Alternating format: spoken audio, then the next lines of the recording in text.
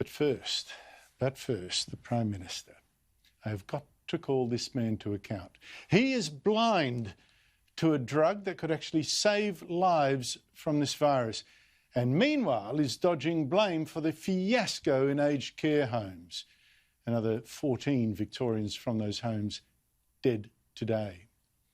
Instead, Scott Morrison is now attacking me for heartlessness, for being amoral, for saying something in my newspaper columns today that he stupidly misrepresents. There have been some suggestions, I've read it in pieces that have been read in the outlets that you represent, that somehow our elderly should in some way have been offered up in relation to this virus. That is just a hideous thought, an absolutely amoral, hideous thought, one that I have had no countenance with from the very first time it was suggested. If you've been watching this show, you will know that that is a pile of rubbish. You will know that for months I've said that Morrison's own government and the Victorian one have done too little to save the old. From March, I've been saying this: protect the old better. Is that amoral? But what did Scott Morrison do to save the old, to prepare the aged care sector, which has been the killing field for this virus? Well, answer, not much. Hear it today from the Council assisting the Royal Commission into aged care. Neither the Commonwealth Department of Health nor the aged care regulator developed a COVID-19 plan specifically for the aged care sector.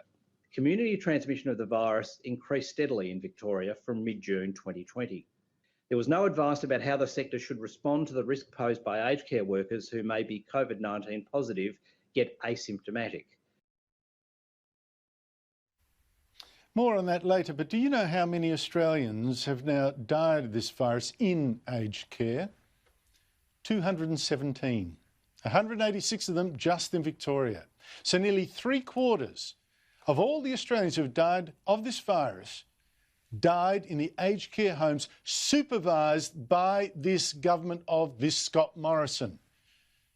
And what did he say about all this the other day? Well, old people dying in nursing homes in a pandemic, what are you going to do?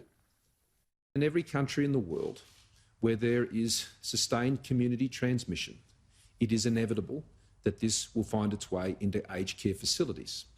When it rains, everyone gets wet, and that is what we're seeing with broad-based community transmission in Victoria. And Scott Morrison calls me amoral. Now, you've watched this show.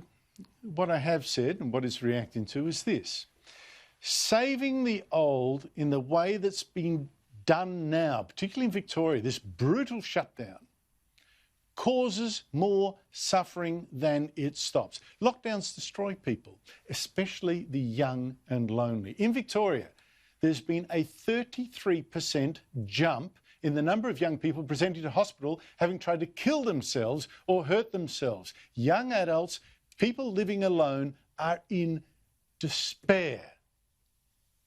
Suicides are up. The mother of this poor Geelong boy, a boy just 15 years old, blames in part the lockdown, the isolation. Her son couldn't go to school, couldn't see his mates. I should show you a text I got just yesterday from someone wondering if they could survive this isolation, young woman. And again I have said, does this make sense? Savage bans that kill kids to stop the very old and the very sick from dying weeks or months earlier. Do you think that makes sense? Now, to ask that question is not amoral. To pretend that these bans come at no price at all to the lives of the young, that is immoral. That is hideous, Prime Minister. Particularly when there is another way to fight this virus. One I have been arguing for on this show since, what, March? And that involves tougher rules to make sure infected people do not leave home, as a quarter were doing in Victoria. Much faster testing of people, and not the 3, 5, 9 days that it takes in Victoria. And better protection for the aged. which Morrison's government and the Victorian government failed so miserably to provide. And then, yes, social distancing for the rest of us, but then let's open up. Let kids go to school. Let Victorians visit each other again. Let shops open. But back to Scott Morrison. I was said he was also blind to what could cure this virus. Hydroxychloroquine, a drug that Morrison should say today, let this drug be used. Should say today, our medical experts have made a terrible mistake about this, or pulled an unforgivable stunt. Now, I am no doctor. I don't know that hydroxychloroquine works. All I can tell you is what the science is saying. Hydroxychloroquine is an anti-malarial drug that the media and the left have generally tried to demonise ever since Donald Trump said he took it. I take it. I hope to not be able to take it soon because, I hope they come up with some answer. But I think people should be allowed to. But if Trump takes it, of course, there are a lot of people who insist, well, it must be a disaster, it must be awful. It seems they would rather let people die than give Trump a win. Hydroxychloroquine in Australia is now effectively banned. Even if your own doctor says, well, this could work, and even if you want to take that chance, your government, via the Therapeutic Goods Administration, says no.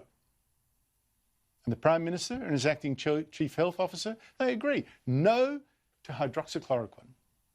I'm not going to get on to what people talk about on Facebook on a day like this, but on the medical issues, I'm happy for the Chief Medical Officer to speak to it.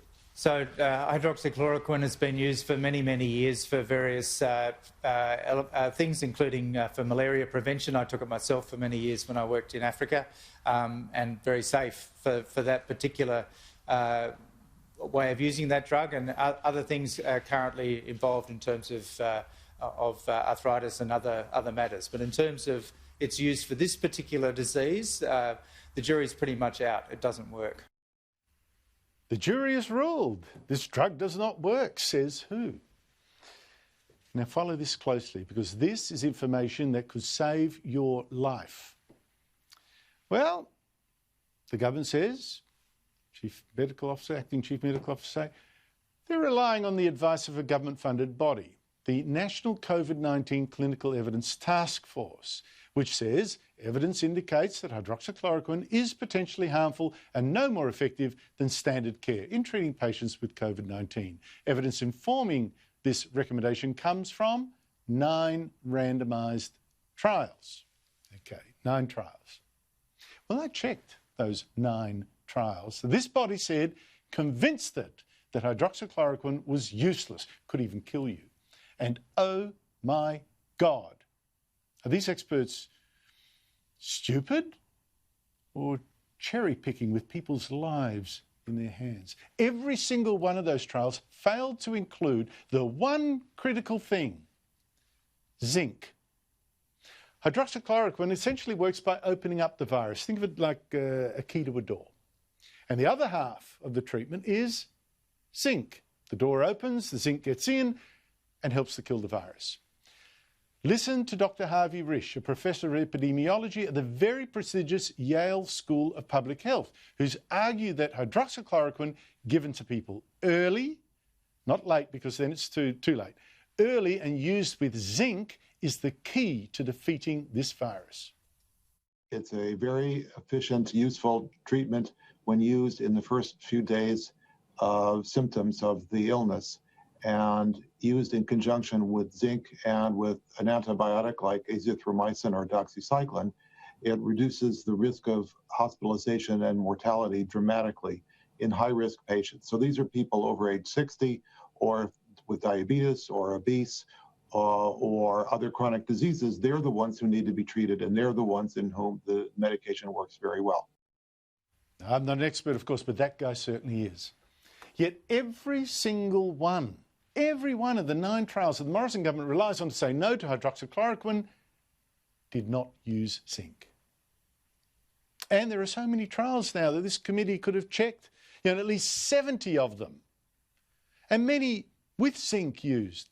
Many very positive results. One big one at the Henry Ford Health System in the US recently said hydroxychloroquine with zinc cuts death by half. But the Morrison government's advisors did not include that study. They just used 9 that left out zinc and did not work or did not work well. Some actually said, well, there's a bit of promise here, but forget that. And it gets worse. Get this. The biggest study the Morrison's advisors relied on to attack hydroxychloroquine was a recent Oxford one. That's the biggest by far of all the 9 it used.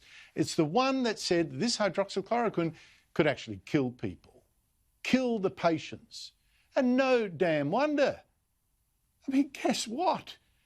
For some incredible reason, that Oxford trial fed frail patients between 4 and 6 times the recommended dose of this potent drug. And they're now surprised that some people then died. If I was Scott Morrison, I'd spend a lot less time emoting in front of the cameras about how amoral I am and how hideous. I'd study instead the evidence that I present. It could save lives, Prime Minister. I don't think that's hideous or amoral at all. But what do I call a Prime Minister who said no to what could be our best cure in the worst pandemic in our generation?